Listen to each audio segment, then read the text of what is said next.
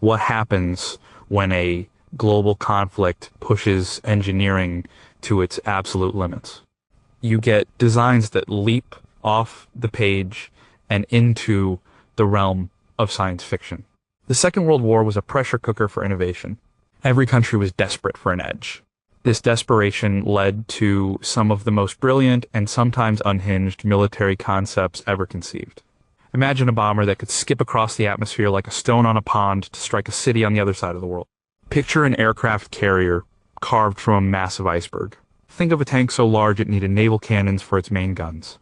These weren't just doodles, they were serious proposals backed by engineers and military planners. They had blueprints, budgets, and sometimes even working prototypes. But for one reason or another, they never saw combat. They were too ambitious, too expensive, or the technology just wasn't ready.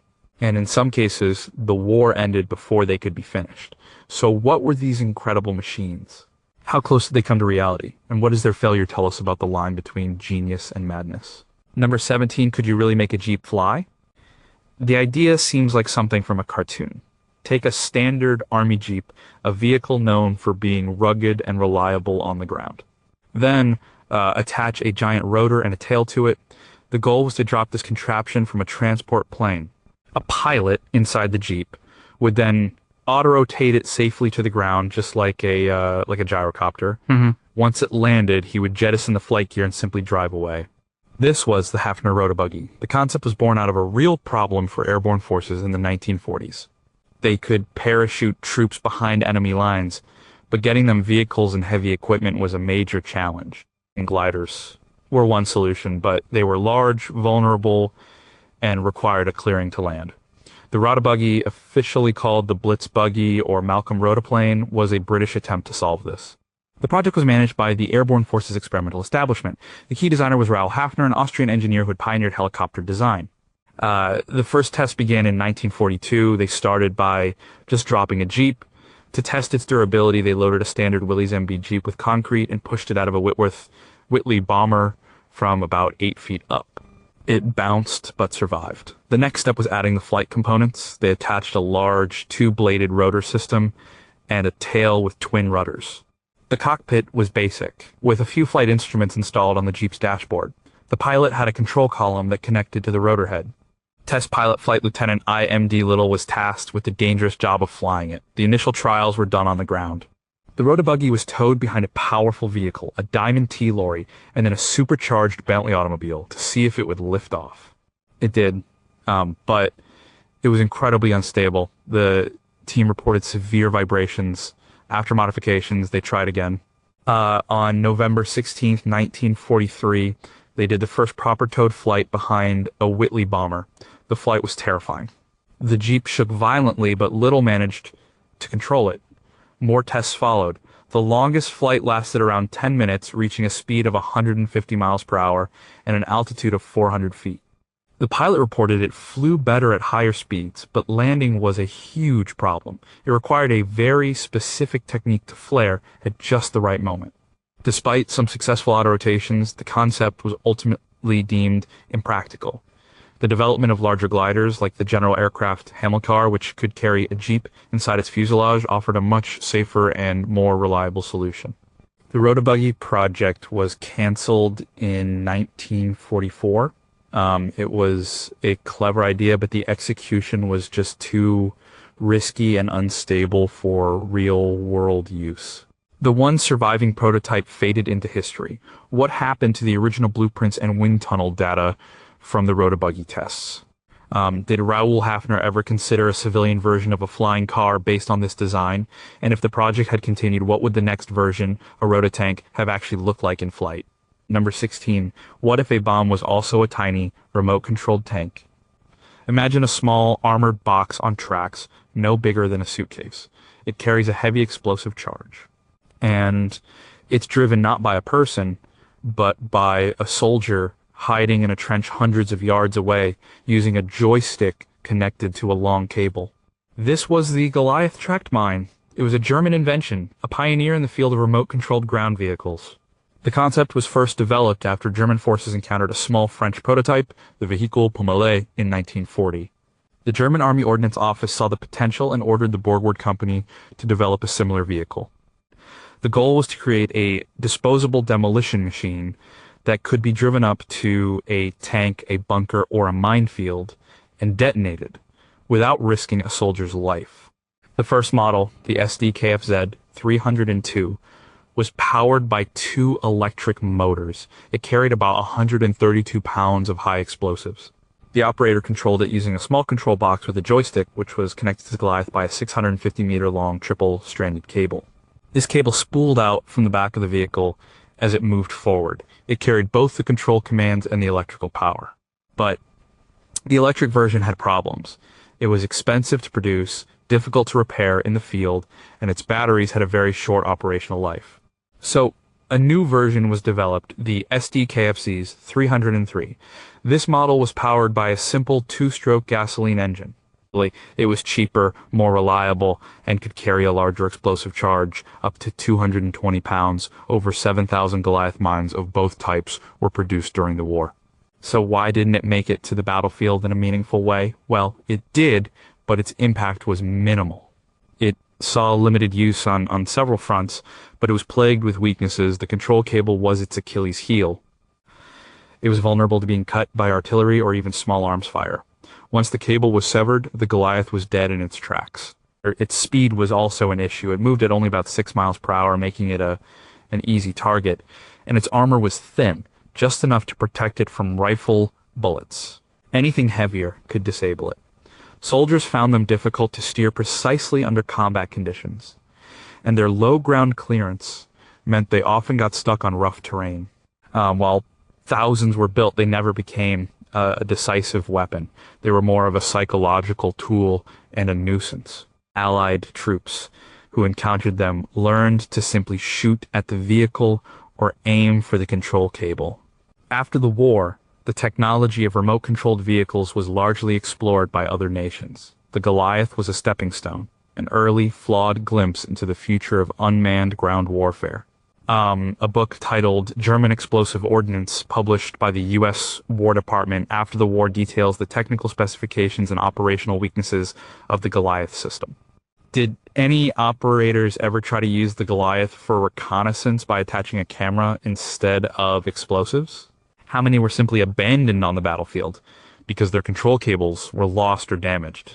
And were there secret plans for a larger, more heavily armored version that didn't rely on a vulnerable cable? Number 15 was the strange metal ball, a real tank? Of all the mysterious military machines from the Second World War, few are as bizarre as the Kugelpanzer. The name translates to ball tank, and that's exactly what it looks like. It's a small spherical one-man armored vehicle. Only one example is known to exist. It sits today in the Kubinka Tank Museum outside of Moscow, listed simply as Exhibit 37.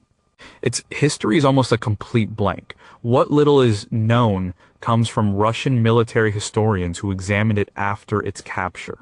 It was reportedly found in Manchuria in 1945, taken from the Japanese Kwantung Army. But its origins are German. The markings on the inside suggest it was built in Germany and shipped to Japan, a technological ally. The purpose of the Kugelpanzer is the subject of intense debate. It is clearly not a tank in the traditional sense. It has no visible main armament, though it's possible a small machine gun could have been mounted in the front slit. The vehicle is powered by a single-cylinder, two-stroke engine. The driver would sit inside, peering out of a narrow vision slit. He would steer using a handlebar-like mechanism that controlled two large wheels flanking the central sphere. A smaller, unpowered wheel at the rear would provide stability, a bit like a tail dragger airplane. Its armor is only about 5 millimeters thick, which would only protect against small arms fire at a distance. It would be useless against anti-tank weapons or even heavy machine guns. Several theories exist about its intended role. The most popular one is that it was a reconnaissance vehicle. Its small size and strange shape might have made it a difficult target to hit. It could have been used to scout enemy positions or act as an armored observation post for artillery spotters. Another theory is that it was designed to cut undersea cables, though how it would have done this is unclear. Or a third and Perhaps more plausible idea is that it was a suicide vehicle meant to be driven into an enemy formation or tank and detonated. But its low speed and thin armor make this seem like a poor design for such a mission. The Kubinka Museum lists it as a movable armored gun emplacement, but this also raises questions. The field of fire would be extremely limited. The simple fact is nobody knows for sure. There are no known official documents about its development, no production records from German companies, and no battlefield reports mentioning it. Its existence is a historical puzzle. Its strange, almost cartoonish appearance makes it seem like a prop from a science fiction film, not a piece of military hardware from the 1940s. It remains one of the war's great enigmas. Why were no other examples of the Kugelpanzer ever found, either in Germany or Japan? Could the single surviving model be a one-off prototype for a project that was immediately canceled? Or is it possible the vehicle was not a weapon at all, but some kind of specialized engineering or agricultural machine that was simply misidentified by its captors? Or, number 14, could an exploding wheel win a beach assault? On a beach in Westward Ho, Devon, in 1943, British military observers witnessed one of the strangest weapons tests of the war. A giant wooden wheel, 10 feet in diameter, was set on the sand. It was flanked by two smaller steel wheels. Solid fuel rockets were attached to its central axle. The plan was to light the rockets, sending this massive wheel careening across the beach at speeds up to 60 miles per hour. Well, it would then smash through concrete defenses, clearing a path for troops and tanks. This was the Great Panjandrum. The weapon was the brainchild of the British Admiralty's Directorate of Miscellaneous Weapons Development, a department known for its eccentric ideas. The name itself was a piece of nonsense from a play by Samuel Foote. The specific engineer behind it was Neville Shute, who was also a successful novelist. The problem they were trying to solve was a serious one: how to breach the formidable Atlantic Wall, the line of concrete bunkers and obstacles built along the coast of France. A conventional explosive charge would have to be delivered by an engineer under heavy fire. The Panjandrum was designed to do the job remotely. The central wheel was packed with 4,000 pounds of explosives. The cordite rockets were supposed to provide the propulsion. The initial prototype was built in secret at Leytonstone. The first test was a disaster. When the rockets were ignited, many of them broke off and flew in every direction, narrowly missing the observers. The Panjandrum itself barely moved. The engineers went back to the drawing board. They added more rockets, a third central wheel for stability, and steel cables to hold the rockets in place. The final and most infamous test was filmed for posterity. When the Panjandrum was launched, it started off reasonably straight. But then rockets on one side began to fail. The giant wheel veered off course, shedding rockets as it went. It careened wildly across the beach, heading straight for the assembled dignitaries and cameramen, who scattered in terror. A small dog was reportedly present and joined in the chaos. The Panjandrum eventually crashed in a heap on the sand and burned out. The project was a complete and utter failure. The idea was sound in theory, but the physics were impossible to control. The slightest imbalance in the rockets or unevenness in the terrain would send it spinning out of control. It was simply too unstable to be a reliable weapon. The project was quietly shelved. The Great Panjandrum became a legend, a cautionary tale of military invention gone wrong. Film of the disastrous test still exists and is a favorite among military history enthusiasts. It's a comical reminder that not every secret weapon is a work of genius. Were the engineers at the Directorate of Miscellaneous Weapons Development truly serious about the Panjandrum, or was it a diversionary project to mislead enemy intelligence? How much money was actually spent on this bizarre contraption from initial concept to its final chaotic test run? And did the small dog on the beach during the final test actually belong to one of the project's lead scientists? Number 13, could a blimp launch and recover fighter planes? In the 1930s, the U.S. Navy had a bold idea. They wanted to create flying aircraft carriers, not with airplanes, but with massive rigid airships, or blimps. Two of these giants were built, the USS Akron and the USS Macon. These were some of the largest flying objects ever created, nearly 800 feet long and filled with helium. The concept was to use them as long-range scouts for the fleet. They could fly for days far beyond the range of ship-based aircraft. The truly revolutionary part was their trapeze system. Tucked inside the massive hull of the airship was a small hangar bay that could hold up to 5 small biplanes, the Curtiss F-9C Sparrowhawk. To launch a plane, the trapeze mechanism would lower it down through an opening in the bottom of the airship. And once clear, the pilot would release the hook and fly away. The recovery was even more daring.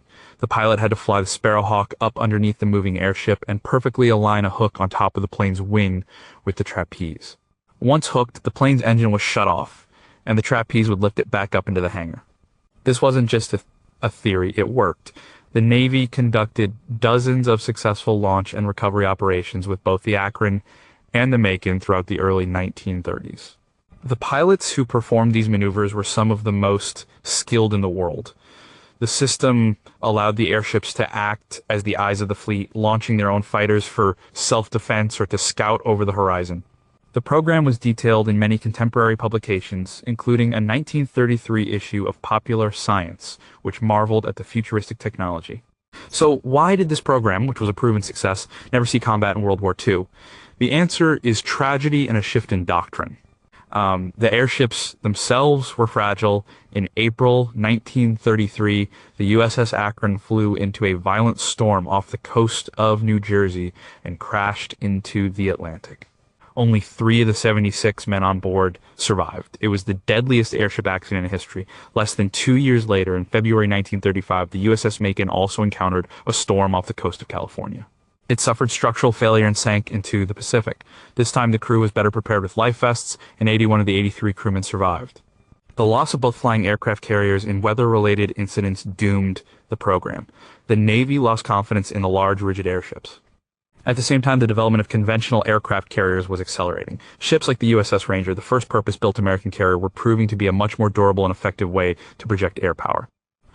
The dream of the flying aircraft carrier died with the Macon. The Sparrowhawk fighters became obsolete, and the concept was abandoned. Were there any plans to equip the Sparrowhawk fighters with bombs or torpedoes to give the airships an offensive strike capability? Did the Navy ever consider a smaller, more weather-resistant airship for the same role? And what classified discussions took place within the Navy High Command immediately following the loss of the Macon about the future of lighter-than-air combat vehicles? Number 12. What if a battleship was made of ice? It sounds like a villain's lair from a comic book, but Project Habakkuk was a very real and very serious Allied plan during World War II. The idea was to build a massive unsinkable aircraft carrier out of a special mixture of wood pulp and ice. This substance was called Picrete, named after its inventor Geoffrey Pike. Pike was an eccentric but brilliant inventor working for the British Combined Operations Headquarters. The problem was the Atlantic Gap. In the middle of the Atlantic Ocean, Allied convoys were beyond the range of land-based aircraft, making them vulnerable to U-boat attacks. A conventional aircraft carrier was a high-value target and expensive to build. Pike's solution was to use a resource that was abundant and free ice. He discovered that by mixing a small amount of wood pulp, about 14% with water, and then freezing it, you could create a material that was incredibly strong. Picrete was much stronger than regular ice, melted far more slowly, and could even be machined like wood. The plan for the HMS Habakkuk was breathtaking in its scale. The proposed vessel would be 2,000 feet long, with a hull 40 feet thick. It would displace over 2 million tons, more than 20 times the size of a conventional aircraft carrier. It would be propelled by 26 electric motors housed in external nacelles, and would have a crew of over 3,500. To be able to carry up to 200 aircraft. The most important feature was its supposed invulnerability. The thick Picrete hull would be able to absorb torpedo hits without catastrophic damage. Any holes could simply be patched by pouring more water into the mold and freezing it. The project had high-level support. Winston Churchill was fascinated by the idea. A famous story, likely apocryphal but illustrative of the enthusiasm, tells of Lord Mountbatten demonstrating Picrete's strength at the 1943 Quebec Conference. He reportedly fired a pistol at a block of regular ice, which shattered, and then at a block of Picrete, from which the bullet ricocheted.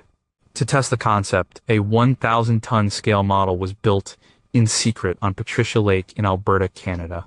The prototype, 60 feet long, was kept frozen by a 1 horsepower refrigeration unit. It proved the basic concept was sound. But the project ultimately melted away due to practicalities. The cost was a major factor. The steel required for the refrigeration plant and motor nacelles was enormous. Building the full-size ship would have diverted huge amounts of steel and wood, pulp needed for other war efforts. The engineering challenges were also immense. The ship would have a top speed of only about 6 knots, making it a slow and cumbersome target. And as the war progressed, the problem it was designed to solve was being addressed by other means. The development of long-range patrol bombers and the increasing number of escort carriers made the Atlantic Gap less of a threat. By late 1943, Project Habakkuk was officially canceled. The prototype in Canada was allowed to melt. Are there still classified documents detailing the full budget and resource allocation for the Habakkuk project? What were the psychological profiles of the key scientists like Jeffrey Pike, who proposed such unconventional ideas? And could remnants of the Pikecrete prototype still exist at the bottom of Patricia Lake in Canada? Number 11. Could you fire a shell from a 500-foot gun barrel? This was not a cannon in the traditional sense. It was a supergun, a weapon of extreme scale, designed for a single purpose to bombard a major city from over 100 miles away. The V3, or Vergeltungswaffe 3, was also known as the high-pressure pump or the London gun. It was a German project designed to bypass bombers and conventional artillery. The idea was to build a series of these massive guns on the coast of France and fire hundreds of shells into London every day. The concept was radical. A normal cannon uses a single charge to propel a shell down a barrel, but as the barrel gets longer, the pressure from that single explosion decreases. The V3 solved this by using a series of smaller propellant charges placed in chambers along the sides of the barrel. As the shell traveled down the main tube, it would pass these side chambers. The hot gases from the initial explosion would ignite the charges in these chambers sequentially, giving the shell a series of kicks and accelerating it to a massive velocity. The gun itself was a series of smoothbore steel tubes assembled into a barrel nearly 500 feet long. It was designed to fire a 300-pound fin-stabilized shell. The entire structure was to be built into the side of a hill at Mimoyakis in northern France. The site was a massive underground complex protected by a thick concrete dome. The plan was to build 2 batteries, each with 25 of these gun tubes, all aimed permanently at London. If operational, the site could have fired up to 600 shells per day. The project was under the direction of an engineer named August Koenders, and development and testing took place at a site in Poland. The tests revealed serious problems. It was incredibly difficult to get the timing of the secondary charges right. The shells were unstable and had a tendency to tumble. The maximum range they achieved was far less than the 100 miles needed to reach London. But despite these technical failures, the construction at the Mimoyeke site continued at a frantic pace, using thousands of forced laborers. The project never became operational. The Allies learned about the mysterious construction at Mimoyekis through aerial reconnaissance and reports from the French resistance. They didn't know exactly what it was, but they knew it was a high-priority target. In July 1944, RAF Lancaster bombers, carrying the massive 12,000-pound Allboy earthquake bombs, attacked the site. One of the bombs penetrated the concrete dome and caused massive damage to the underground complex, collapsing tunnels and destroying equipment. This raid effectively ended the V3 project. A smaller, shorter version of the gun was later used in a limited capacity, but the grand plan to bombard London from a hillside in France was finished. What was the true theoretical maximum range of the V3 according to the original uncompromised blueprints? How many workers were involved in the secret construction of the Mimoyek site, and what is their full story? And did the engineers ever experiment with different types of projectiles, such as chemical or biological shells, for the supergun? Number 10. Could a bomber skip off the atmosphere to cross the globe? Long before the space race, one engineer had a vision for a suborbital bomber. This was the Silbervogel or Silverbird. It was a German concept for an intercontinental strategic bomber. The goal was to build a machine that could take off from Europe, bomb New York City, and then land at a base in the Pacific. It was one of the most ambitious and futuristic aerospace designs of its time. The concept was developed in the late 1930s by Dr. Eugen Sanger and his wife, the mathematician and physicist Irene Brett. Their design was for a liquid propellant rocket-powered bomber. The Silbervogel was designed to be launched from a 2-mile-long rail sled. The sled, powered by rocket boosters, would accelerate the bomber to a speed of about 1,200 miles per hour. At the end of the track, the bomber would fire its own powerful rocket engine and climb to the edge of space, reaching an altitude of over 90 miles. This is where the truly innovative idea came in. After its initial climb, the Silbervogel would not simply fly like a normal aircraft. It would begin a long, shallow descent back into the Earth's upper atmosphere. The aerodynamic lift generated by its flat underbelly would cause it to bounce or skip off the denser air, sending it back up into a higher altitude, like a stone skipping across water. This series of bounces would allow it to travel vast distances with minimal fuel consumption. After dropping its bomb over its target, it would continue its skipping flight to a landing site. Sanger and Brett's proposal, titled A Rocket Drive for Long-Range Bombers, was submitted to the German Air Ministry in 1944. It was a comprehensive document, over 100 pages long, detailing the aerodynamics, thermodynamics, and propulsion systems. It was a work of brilliant theoretical engineering. They calculated that the entire flight, from Germany to the United States and then to a landing in Japan, would take less than 2 hours. But the project was simply too far ahead of its time. The technology required to build it did not exist. The materials needed to withstand the extreme heat of atmospheric re-entry were decades away from being developed. The guidance systems required for such a precise flight path were impossible with 1940s technology. The German Air Ministry reviewed the proposal but deemed it too complex and expensive to pursue during the war. The project was shelved. After the war, Sanger and Brett's report was discovered by the Allies. It was studied extensively by aerospace engineers in both the United States and the Soviet Union. The concept of a winged vehicle re-entering the atmosphere and the idea of a lifting body had a direct influence on later designs. The American X-20 Dyna, SOAR project, and even the space shuttle owe a conceptual debt to the Silbervogel. It was a dream of spaceflight disguised as a weapon of war. Did Sanger and Brett deliberately overestimate the bomber's capabilities to secure funding for pure aerospace research? Were there any secret, smaller-scale tests of the atmospheric skipping theory using unmanned rockets? And how much of their original research was directly copied into the early space programs of the post-war superpowers without attribution? Number 9. What if a pilot flew a jet lying on his stomach? Most aircraft are designed with the pilot sitting upright. But what if that was the wrong way to do it? During high G maneuvers, like pulling out of a steep dive, the blood rushes from the pilot's head, which can cause him to black out. One proposed solution was to have the pilot lie down in a prone position, on their stomach. This would increase their tolerance to G-forces. The Henschel He's 132 was a jet-powered dive bomber and interceptor designed entirely around this concept. The German Air Ministry issued a requirement in early 1944 for a new single-seat dive bomber to replace the aging Junkers Ju-87 Stuka. The new aircraft had to be fast and simple to produce. The Henschel company came up with a radical design. The H-132 had a streamlined cigar-shaped fuselage. The pilot lay in the nose, looking out through a rounded glazed canopy. The jet engine, a BMW 3, was mounted on top of the fuselage just behind the cockpit. This was an unusual but clever placement. It protected the engine from ingesting debris during takeoff and landing, and it meant that in an emergency, the pilot could bail out without being hit by the engine intake or exhaust. The aircraft was designed to be built mostly of wood, making it cheaper and faster to produce than an all-metal plane. Its performance was expected to be impressive. The top speed was projected to be close to 500 miles per hour. It was to be armed with two 20mm cannons and could carry a single 1,100-pound bomb. The attack profile was simple. The pilot would approach the target in a shallow dive, release the bomb, and then use the jet's speed to escape before enemy fighters could react. The prone pilot position was the key innovation. In a conventional aircraft, a pilot might black out at 5 or 6 Gs. In the prone position, it was believed a pilot could withstand 12 Gs or more. This would allow the HS-132 to pull out of much steeper and faster dives, making it a more accurate and survivable dive bomber. The controls were specially designed, with the pilot resting their chin on a pad and using a unique set of controls located in front of them. Work on the project began in late 1944.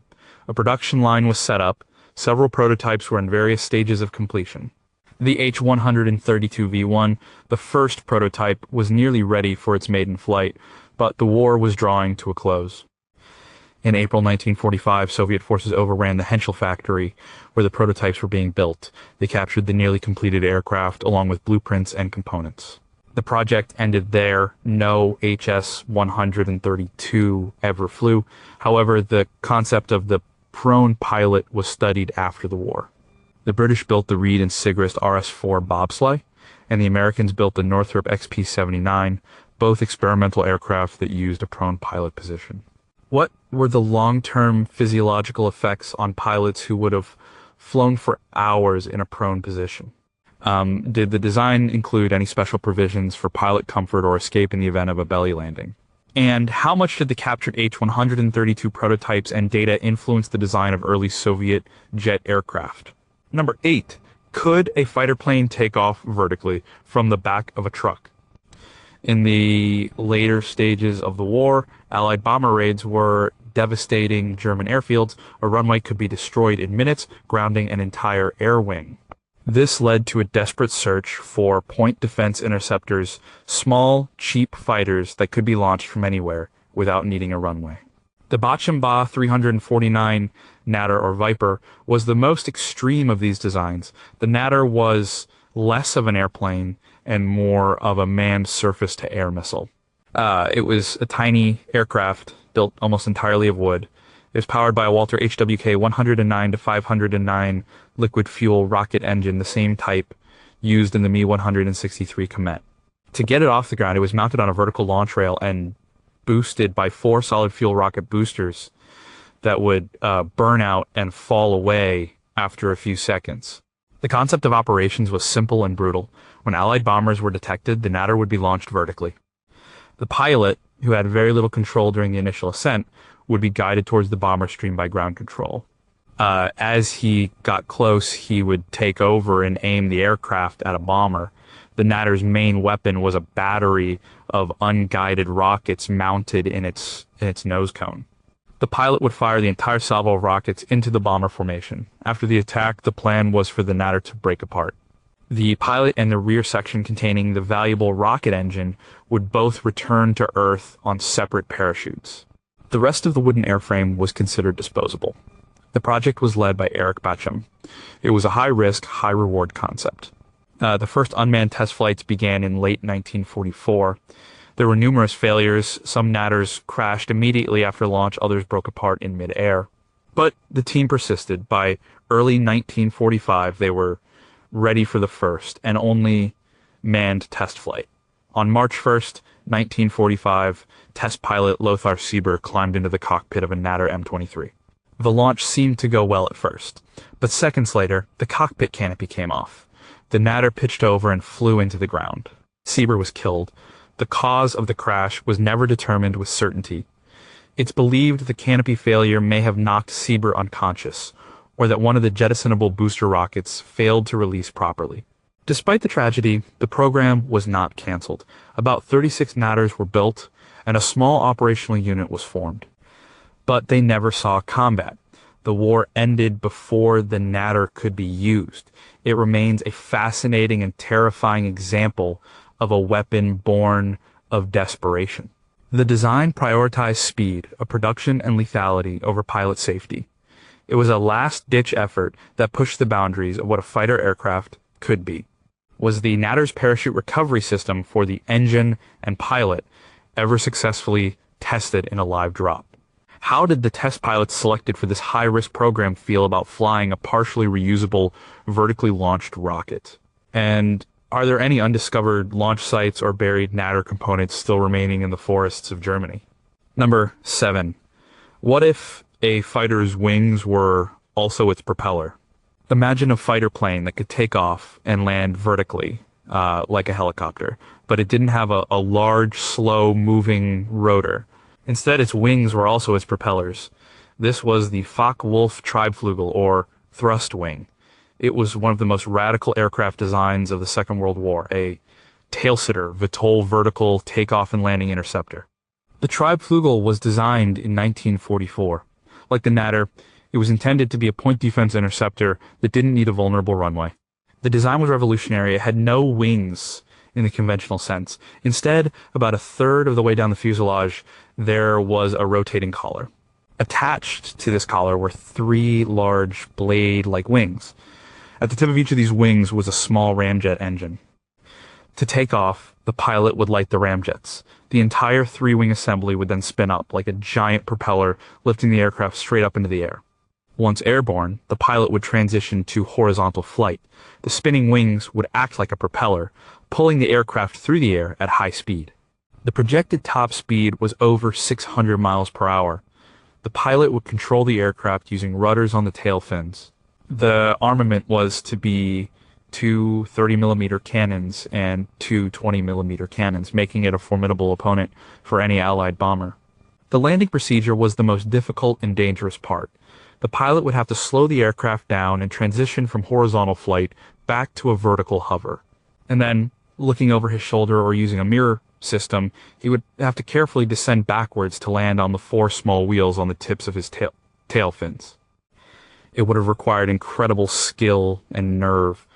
The ramjet engines also posed a problem. They didn't work at low speed, so some kind of auxiliary rocket system would have been needed to get the wings spinning fast enough for the ramjets to ignite. The Triebflügel project never got past the wind tunnel testing phase. Models were built and tested, and the results were promising. Detailed construction plans were drawn up, but no prototype was ever built. The engineering challenges were immense, especially with the control systems and the landing procedure. And by the time the design was finalized, the war was nearing its end, and resources were scarce. The Focke-Wulf factory where the project was being developed was captured by Allied forces. After the war, the data and designs for the Triebflügel were studied by American and Soviet engineers. The concept of a Tailsitter VTOL aircraft was explored in the 1950s with aircraft like the American Convair, XFY Pogo, and the Lockheed XFV Salmon. Both of these aircraft faced the same incredible difficulty with the vertical landing procedure. The Triebflügel was a brilliant but ultimately impractical piece of forward-thinking design. Did the engineers ever consider a drag parachute system to make the vertical landing safer or more stable? What was the projected fuel consumption and combat radius of the ramjet-powered wings? And were there any competing VTOL designs from other companies that were even more outlandish than the Triebflügel? Number 6. What if a rocket plane was the future of air combat? The Messerschmitt Me 163 Comet was different from every other fighter in the sky. It had no propeller. It had no jet engine. It was powered by a liquid fuel rocket. This made it, for a brief period, the fastest aircraft in the world. It could climb at a rate that was simply unbelievable, reaching 30,000 feet in under 3 minutes. But it was also one of the most dangerous aircraft ever flown. The Comet was the result of years of research into rocket propulsion by German engineer Helmuth Walter. The engine used a hypergolic fuel mixture. This means the two fuel components, T-stop hydrogen peroxide and C-stop a mixture of hydrazine hydrate and methanol, would ignite spontaneously and violently when they came into contact. This gave the engine incredible power, but it also made the aircraft a flying bomb. The fuels were extremely corrosive and dangerous to handle. Spills could dissolve organic material, including the pilot. The Me 163 was designed as a point defense interceptor. Its job was to take off, climb at a phenomenal rate to intercept Allied bomber formations, make a few high-speed attack runs, and then glide back to base. The rocket engine only had about 7 minutes of fuel. After that, the Comet became an unpowered glider. This made landing extremely hazardous. The aircraft had no conventional landing gear. It took off on a jettisonable dolly and landed on a retractable skid. A pilot had only one chance to get the landing right. A bounced landing on the skid could easily break the pilot's back. The Comet did see limited combat.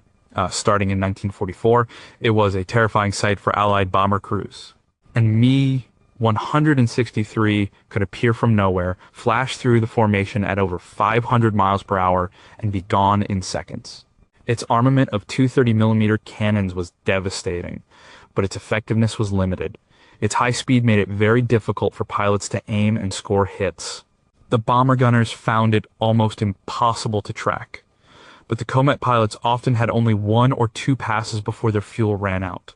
The greatest enemy of the Me-163 was itself. More Comets were lost to accidents during testing, takeoff, and landing than were shot down by the Allies. Fuel explosions were common. Hard landings often resulted in crashes. While it was a technological marvel, it was not a practical weapon of war. It was too dangerous for its own pilots and had too short a duration of powered flight to be truly effective. The program was a dead end, but it provided invaluable data on rocket-powered flight and the challenges of supersonic aerodynamics.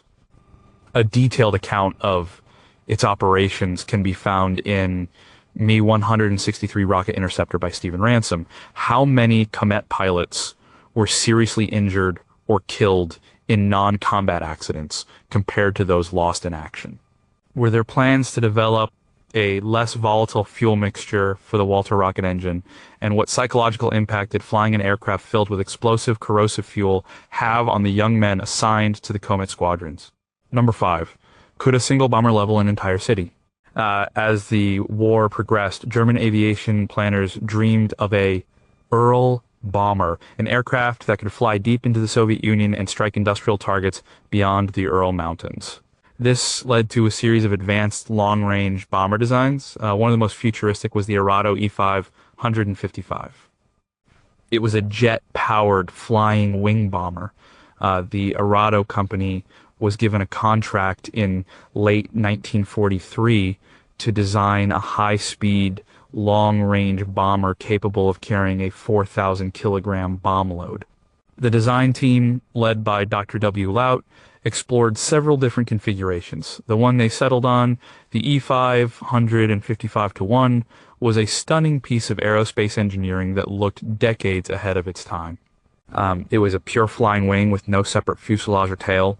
The cockpit, bomb bay, and engines were all blended smoothly into the large, delta-shaped wing. The design called for 6 BMW 3 jet engines to be mounted on the rear of the wing. This would have given the bomber a projected top speed of over 500 miles per hour and a service ceiling of nearly 50,000 feet. At that speed and altitude, it would have been nearly immune to interception by contemporary Allied fighters. The crew of 3 would be housed in a pressurized cockpit at the very front of the wing. For defense, it was to be equipped with remotely controlled gun turrets. The flying wing design offered several advantages. It had lower drag than a conventional aircraft, which meant higher speed and better fuel efficiency.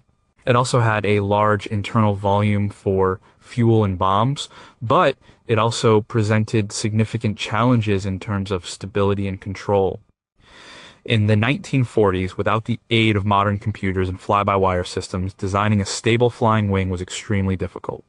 The Arado E-5-155 project was short-lived. A great deal of wind tunnel testing was done, and detailed blueprints were drawn up.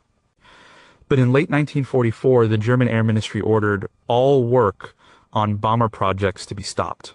All resources were to be focused on producing fighter aircraft for the defense of the homeland. The E-5-155 was canceled before a single prototype was ever built. It remained a paper project, a tantalizing glimpse of what might have been. After the war, the concept of the jet-powered flying wing bomber was famously realized by the American Northrop Company with the YB-35, the YB-49, and eventually the B-2 Spirit stealth bomber. It's impossible to know how much the Arado designers knew about the work of the Horton brothers, who were also pioneering flying wing designs, or how much Arado's research influenced post-war American designs. The E-5-155 exists only as a set of drawings and a collection of wind tunnel data. Did Arado engineers have a viable solution for the complex stability and control issues inherent in a flying wing design, or were they still theoretical? How much collaboration, if any, existed between the Arado team and other German flying wing pioneers like the Horton brothers, and what the planned defensive armament system with its remote controlled turrets have actually looked like in operation. Number 4, why build a flying wing out of wood and glue? The Horton Ho 229 was arguably one of the most advanced aircraft designs of the Second World War. It was a jet-powered flying wing fighter bomber that had the potential to be a truly revolutionary weapon. Unlike the Arado E-5-155, This was not just a paper project. A prototype of the Ho-229 actually flew. The aircraft was the creation of Raymar and Walter Horton, two brothers who were passionate advocates for the flying wing design. They believed that by eliminating the tail and fuselage, they could create an aircraft with significantly less drag, which would result in higher speed and longer range. They had been building a series of successful glider prototypes since the 1930s. In 1943, the head of the German Air Force, Hermann Göring, issued the 31000 requirement, a bomber that could carry a 1,000 kilogram bomb load over a distance of 1,000 kilometers at a speed of 1,000 kilometers per hour. The Horton brothers believed their flying wing design was the only way to meet these demanding specifications. Their design, originally designated the Horton Ho-9, was a sleek, bat-shaped aircraft.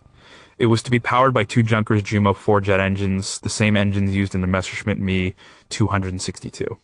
The center section was made from a welded steel tube frame, but the wings were made almost entirely of wood. The wooden sections were held together with a special charcoal and sawdust-based glue.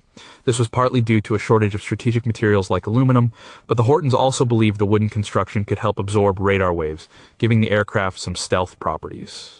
The first prototype, the Ho-9V1, was an unpowered glider built to test the aerodynamics. It flew successfully in early 1944. The second prototype, the Ho-229V2, was fitted with the jet engines. On its first major test flight in February 1945, it showed incredible performance. Flight test pilot Erwin Ziller was impressed, but on a subsequent flight, one of the engines failed. Ziller attempted to land, but the aircraft stalled and crashed. Ziller was killed.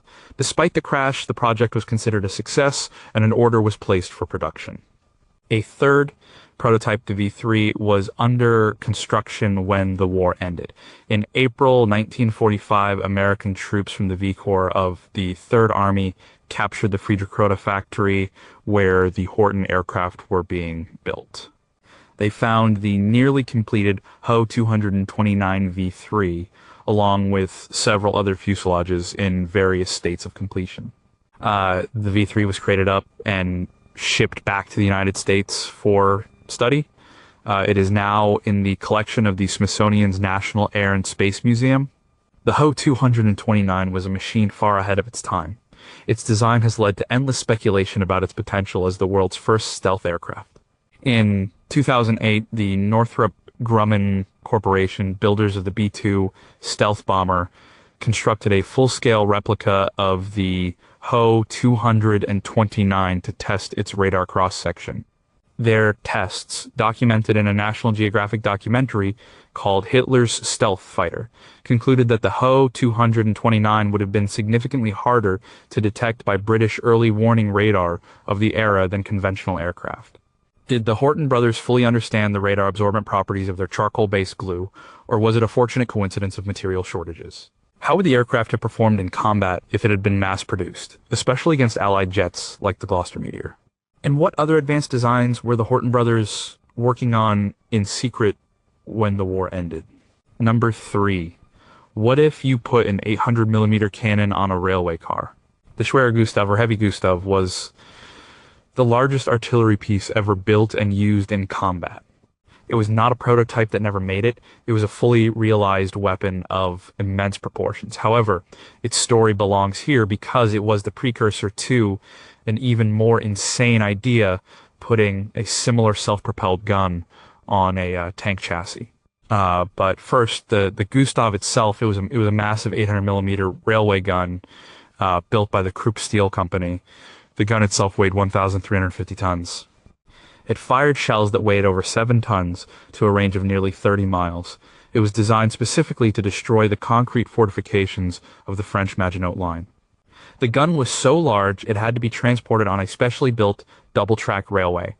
It took a crew of over 2,000 men several weeks to assemble and prepare for firing. It was used only once in its intended role, during the siege of Sevastopol in 1942. It fired a total of 48 shells, which helped to destroy several key Soviet forts. After that, its career was largely over. It was too big, too slow, and too vulnerable to air attack. It was a relic of a bygone era of siege warfare. But the thinking behind super heavy weapons did not die with the Gustav. As the war progressed, German planners considered even more extreme designs. This led to the Land Cruiser P-1500 Monster. This was a concept for a self-propelled siege gun. The idea was to take the 800mm cannon from the Schwerer Gustav and mount it on a massive tracked chassis. This would, in theory, create a mobile artillery piece that did not require a railway line. The P-1500 Monster was a pure fantasy project. The proposed vehicle would have weighed 1,500 tons.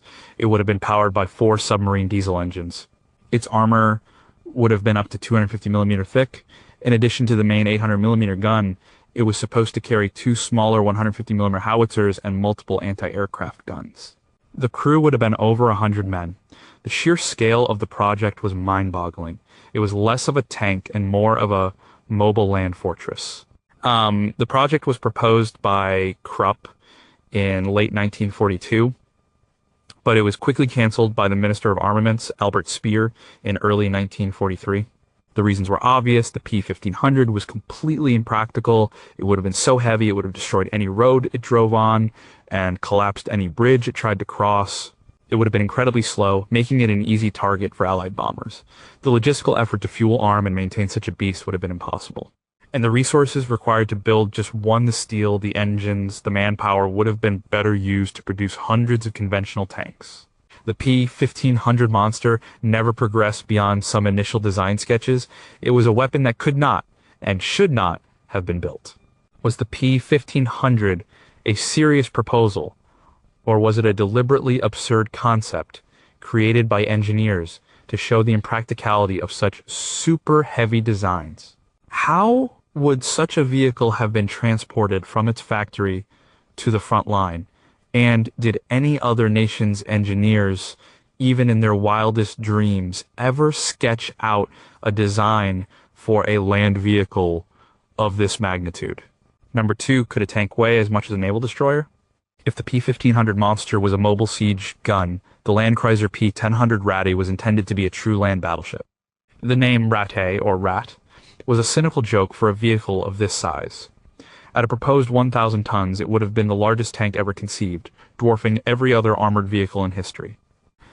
It was a project that blurred the line between armored warfare and naval engineering.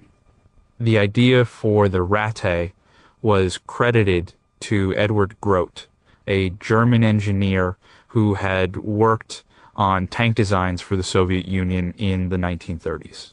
In June 1942, he proposed the concept of a 1,000-ton Land Cruiser to German leadership. The idea was approved, and the Krupp company was tasked with the design. The centerpiece of the Ratte was its main armament, a complete naval turret taken from a Gneisenau-class battleship. This turret would house 2 280mm naval cannons. These guns could fire shells weighing over 700 pounds to a range of over 25 miles. This would allow the Ratte to engage targets far beyond the range of any conventional tank. The rest of the vehicle was just as immense. It was to be 115 feet long and 46 feet wide. The armor was planned to be up to 250mm thick, making it impervious to all known anti-tank guns of the period. For secondary armament, it was to carry a 128mm anti-tank gun, 8 20mm anti-aircraft guns, and 2 15mm heavy machine guns. The crew would have been between 20 and 40 men, full platoon. Powering this behemoth was another major challenge. The plan was to use either 2-man marine diesel engines, the same type used in U-boats, or 8 Daimler-Benz diesel engines, like those used in torpedo boats. It would have moved on 3 massive Caterpillar tracks on each side, but like the P-1500, the Ratte was a project doomed by its own scale. Albert Speer, the armaments minister, recognized its impracticality and canceled the project in 1943 before any parts were manufactured. His memoirs, Inside the Third Reich, mention the cancellation of these utopian designs. The logistical problems were insurmountable. It was too heavy for roads and bridges. Its fuel consumption would have been astronomical. It would have been a huge, slow-moving target for aircraft despite its heavy anti-aircraft armament. And the sheer industrial capacity needed to build one would have crippled the production of more practical weapons. The Rat-A remains one of the most famous what-if vehicles of the war. It represents a line of thinking that equated size with power, a philosophy more suited to battleships than to the fast-paced mobile warfare that dominated the land battles of World War II. It was a dead end in tank design, an idea so big it collapsed under its own weight. The only thing that was ever built was the naval turret, but that was for a warship, not for a tank. How would the massive recoil from firing the two 280mm naval guns have affected the tank's suspension and structure? What kind of specialized bridges and transport infrastructure would have been needed to support a fleet of these land cruisers? And did the design team ever seriously consider the psychological effect of such a monstrous vehicle appearing on a battlefield? Number one was their secret plan to build an alien-looking saucer. Of all the secret projects and rumored superweapons of the Second World War, none have captured the public imagination quite like the flying saucer. For decades, there have been persistent rumors and conspiracy theories about German scientists developing advanced circular-winged aircraft. These stories often blend with post-war UFO sightings, creating a powerful modern myth. While most of these tales are unsubstantiated, there was at least one real documented project that explored a similar concept to SAC-AS-6. This was not a high-tech anti-gravity machine. It was a conventional propeller-driven aircraft with a very unconventional shape. The AS-6 was the creation of Arthur Sack, an amateur aircraft modeler and farmer. For years, he had been building and flying models with circular wings. He believed this design offered unique stability and flight characteristics. He managed to gain the interest of the German Air Ministry, and in 1944 he was given the resources to build a full-scale manned version. The SAC-AS-6 was built at the Brandis Air Base. It was a patchwork aircraft using salvaged parts from other planes. The cockpit, landing gear, and engine were taken from a Messerschmitt Bf 108 Typhoon. The wing was a circular wood and fabric construction. The finished aircraft looked very strange indeed, like a small plane had been crashed into the middle of a giant, flat disc. It was nicknamed the Bierdeckel or Beer Coaster. The test program began in early 1944. The first taxi tests were not promising. The pilot, Rolf Baltable, found the plane difficult to control on the ground. On the third test, one of the landing gear legs broke. After repairs, they tried again. During 5 taxi attempts, the AS-6 managed to make a few small hops, but it never achieved sustained flight. The pilot reported that the engine was not powerful enough to get the plane off the ground, and that the controls were not effective. The project team concluded that the design had fundamental aerodynamic flaws. The center of gravity was in the wrong place, and the control surfaces were being blanked out by the large circular wing. The SAC-AS-6 was abandoned. The airframe was damaged in a strafing attack and likely scrapped. It was an interesting but ultimately failed experiment by an enthusiastic amateur. It was not a superweapon. It was not a flying saucer in the UFO sense, but it was a real aircraft with a circular wing that was built and tested during the war. Its existence, documented in books like German Secret Weapons Blueprint for Mars by Igor Witkowski, may be one of the factual seeds from which the larger myths of secret German flying saucers grew. It's a reminder that sometimes the simple failed experiment is even more interesting than the grand conspiracy. What happened to Arthur Sack after the war, and did he ever try to build another circular winged aircraft? Are there any surviving blueprints or wind tunnel data from the AS-6 project that have not yet been made public? And how much did the very real, failed AS-6 project contribute to the post-war explosion of flying saucer myths and sightings?